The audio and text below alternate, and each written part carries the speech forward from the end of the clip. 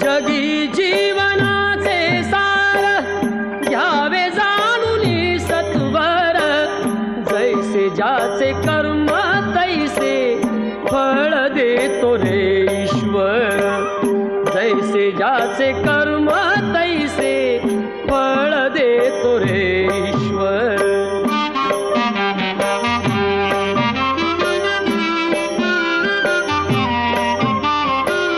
क्षणिक सुखासाठी अपुऱ्या कुणी होतो